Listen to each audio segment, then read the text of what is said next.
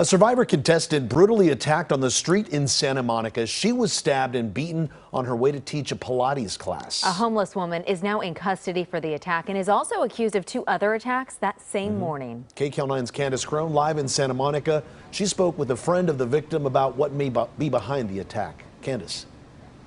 That's right. Well, the attack happened as Michelle Yee was walking to the Pilates studio here. As you can see on 2nd Street, we did try to get a comment from them, but they didn't have anything to say. But other than the attack was unprovoked. Now, I spoke to a friend who first reported the incident and says that Michelle Yee is shattered. We're still sleeping on palm fronds. Michelle Yee was a favorite on CBS's Survivor season 16 in Fiji. The young woman from Southern California is now making headlines for being the victim of a violent attack in Santa Monica.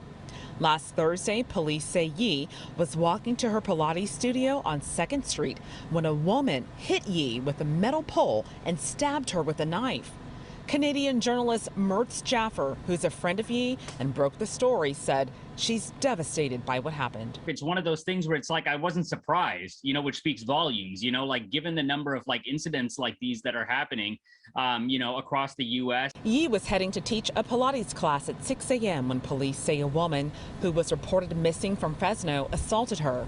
Authorities say the alleged attacker was not on her prescribed medications at the time. Santa Monica police reported the suspect, 25-year-old Alexandria Diaz, is linked to 2 other attacks. Jaffer said he learned one of the victims is also Asian, and he believes it was racially motivated.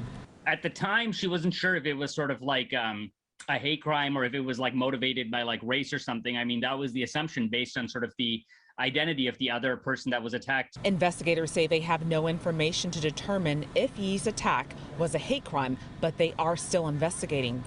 People who live and work in the area are stunned by what happened and say the incident serves as a reminder to always be on guard. Even though, it's Santa Monica, it's, there are a lot of sometimes maybe homeless people, but it still feels safe to me all the time. But hearing news like that, it's scary. Yeah.